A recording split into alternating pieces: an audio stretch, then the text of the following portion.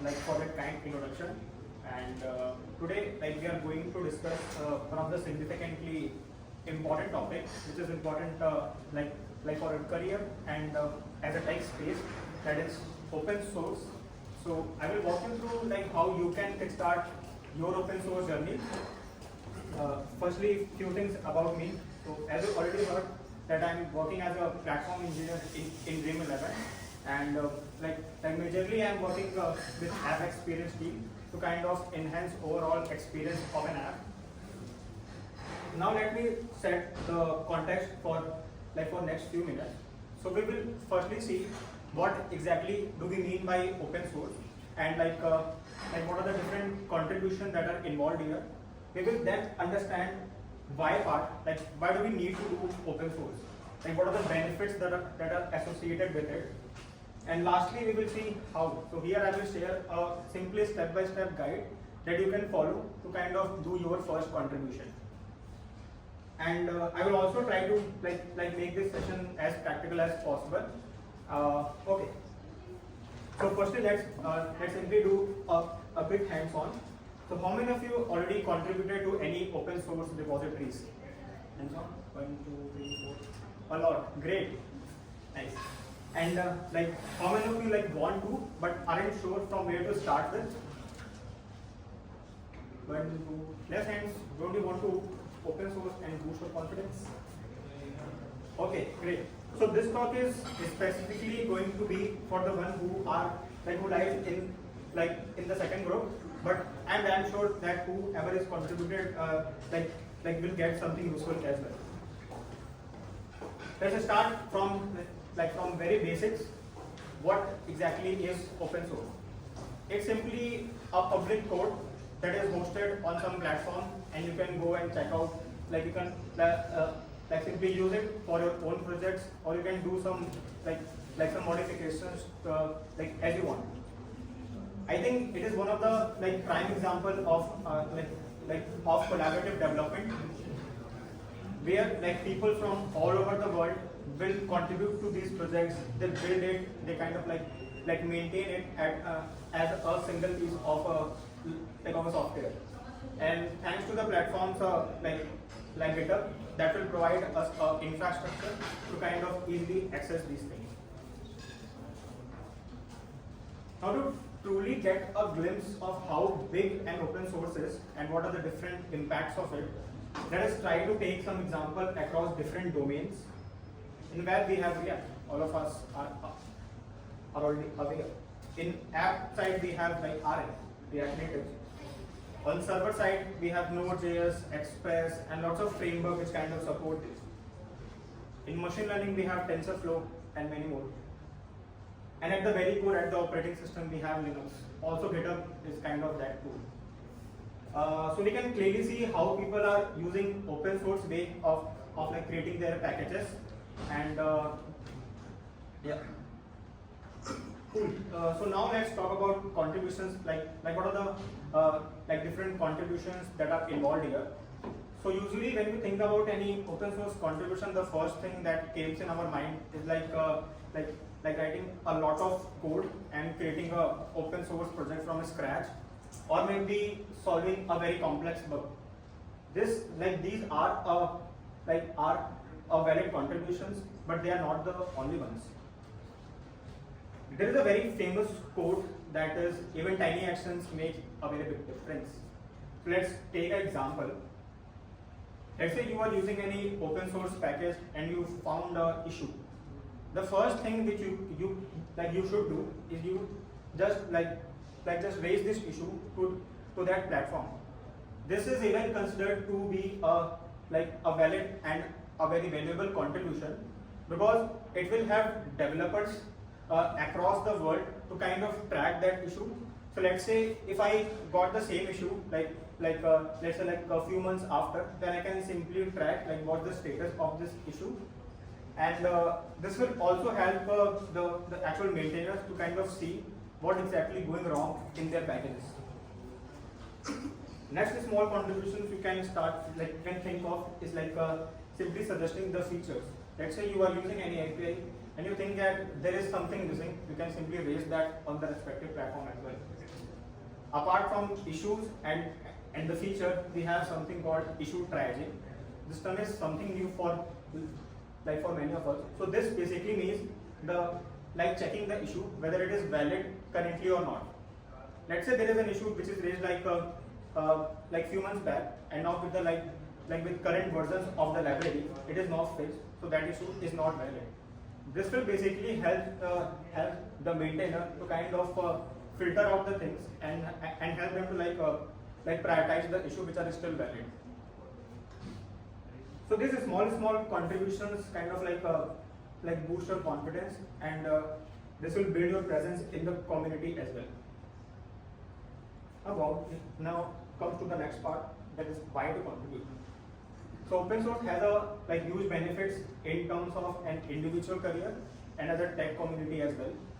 As an individual, you can obviously improve your skills. You can you have to debug lots of things. You can understand different coding patterns and all, and you will also understand how to develop a project to handle a very large scale, and also build a testing framework that kind of suit this. Also, I think it is one of the best way to learn any tool from its core, how it actually works, because in open source you will get a lot of issues, so you can fix and see how exactly that core functionality is working. And obviously the last is the connection. You will be connecting with lots of people. As a tech community, let's say you had created some open source package, you will obviously get back by the by the larger community. So obviously it will share the load, and you will drive some faster innovations as well, and it will also ensure the long-term survival of that project. How to start? Okay, so this is the exciting part. Let's so I already shared what are the small things that you can start with, which doesn't require any code changes. But from here, I will share what things you will need if you want to do some real contribution that require code changes as well. So first of all, you need to list down whatever the skills that you are comfortable with, like JavaScript, maybe any backend technology. And for example, let's say you picked up JavaScript or maybe a framework like React, then you have two options: either to contribute in the core itself, but that is not something recommended as a starter. So you need to see the libraries that are kind of built on top of it. So you can search about those things from the GitHub itself. So you can search those keywords from GitHub and shortlist 2-3 repositories, or let's say 4 or 5 repositories from there, and prioritize as per your comfortability. Or you have another option, you can directly pick some open source app as well. For example, Blue Sky, which is an open source alternative of X. You can pick that as well. There are lots of issues raised in those apps as well. There is one more thing. Let's say you have shortlisted 2-3 repositories, but before actually diving in, you need to make sure that there are few checklists that you need to make sure it is there. That repository needs to be actively maintained. What do I mean by this is there should be recent commits within 2-3 months, and there should be the maintainer should be responsive as well. So for this, you can check the PRs which are already raised and see what's the time to actually review that PR, so that you can get a gist and how much time it will take for you to get your PR merged. And the most important thing is don't try to understand the full code base at the very start. You will get blocked there, because it very much depends on what type of task that you are going to pick. Let's talk about the task that you can pick to start your first contribution. You can start with issues firstly. So GitHub already provides a tab, the issue tab, where we can see all the issues which are already raised by the community, and they are labels. So a very good open source project already use these labels wisely to kind of guide their contributors. I had listed down few labels here which are easy to start with. First is simply a good first issue. So as the name suggests, these are those issues which are generally easy to start with. you will often guided by the exact file path where the issue is. So you just need to like pick those files, see where the issue is, and just raise the PR, and obviously test it thoroughly. The next thing is a simple umbrella issue or simply a bucket issue. It is like a list of tasks. Generally, people here are like required to do some enhancement in their test suites or maybe migration from like one language to the other language. This task also can be a good to start with. And the last, we have module level issue. So I will take an example to explain this module level issue. So for example, in React Native, we have text component, we have view, we have scroll view, and there are like lots of isolated components as well. So what do we mean by isolated component? It is basically the code, like it is basically the component which has like very less codes. So it will be very easy for you to start with those components. So try to figure out like whatever the exact repo that you had shortlisted, what are those isolated components are in that repo, and try to search with that filter firstly. Apart from direct issues, you can search for the feature request in the discussion and proposal tab there. So you can so these are basically a minor enhancement over the APIs which already exist, or you can or if you have some new idea, then you can simply raise here and you can like discuss with the actual maintainers. If it is feasible to implement it, then you can pick that as well. That's going to be a really good contribution. Now comes to actual part. Now let's say you have figured out like what type of issues you are going to pick with or any feature request. But the first thing that you need to do is comment on the issue to basically claim it that you are going to like solve this. You need to understand the exact project guidelines. So this will help you to do the initial setup and help you to understand like what type of coding patterns they are following. After this, you need to do fork, clone, and like make the changes. Now, while making the changes, you will like sometimes you can feel blocked because there are like lots of code in any open source repository. It's very hard to find the path. Here, I will recommend to use Devin as an AI tool. This tool will really help you to find the complex path of that repository.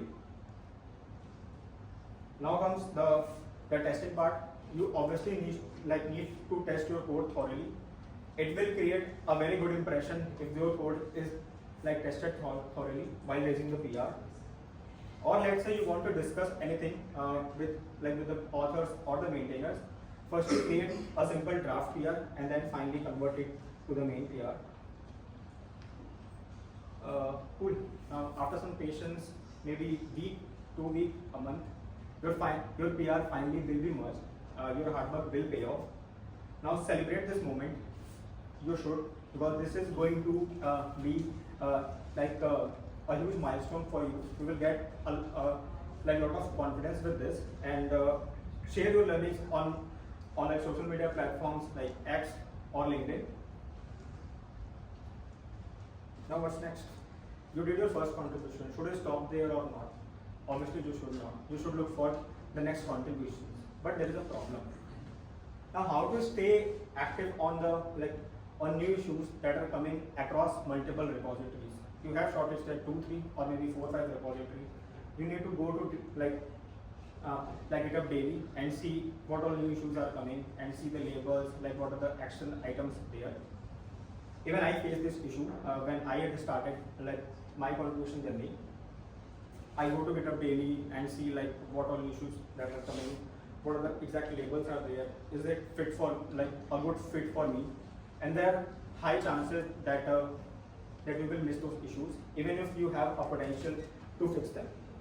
In order to solve this, I am introducing a tool called Repo Activity Monitor. So this I had created during my open source journey. This is simply a GitHub action that will ask you 3 things: a simple repo which you are going to monitor, a frequency, how frequently you are going to kind of simply monitor this, and third thing is simply a Slack or a Discord channel. Right now I had added support for Slack and Discord, which I frequently use. We can extend this to use WhatsApp maybe in future. So this will help me a lot. I can simply check like whatever the new issues are coming with the exact filter that I wanted on my like Slack channel, and I can simply see like what's the title, what's the exact description there. If I want to pick that issue, I just open that link and directly like comment it that I'm going to pick this. So that helped me a lot. Now what's the impact of this? This tool is currently being used in RN core itself. So basically Meta team is currently using this tool to kind of monitor whatever the new issues are coming in their repo. And Dream11 also uses it to kind of monitor their open source projects and also track whatever the new pull requests coming in their open source projects. The exciting part for me. Now based on the steps that I had shared, let me share like my open source journey till now. So I had started like last year. So in July I did my first React Native contribution. It's a very minor bug fix. And then with that tool that I had mentioned in the previous style, the activity monitor, I had triaged like around 200 plus odd issues. And with that, I got a deep sense of understanding how code works internally. Also, I got to know like what different type of issues that are coming. So I will be I will be able to like directly categorize what type of label kind of suits me initially. And with that in place, so by the time of September, I am able to do 15 plus contributions across 4 different repositories. And I continued this journey, and in November, I got a chance to join the Meta internal Discord team, and also got a tag of RN contributor. That's a very big milestone for me. And initially, like recently in this year in February, I got a chance to actually test RN 78 and RN 79 versions. And I think just 2 days back, I released 80 RC as well. That is now public. And this journey is still in progress. Sardar already introduced about this initiative that we had taken in Dream11. So just you can directly scan this code to check out all the open source projects that we have currently, and this can be your starting point as well in the open source path. Yeah, thank you. Open.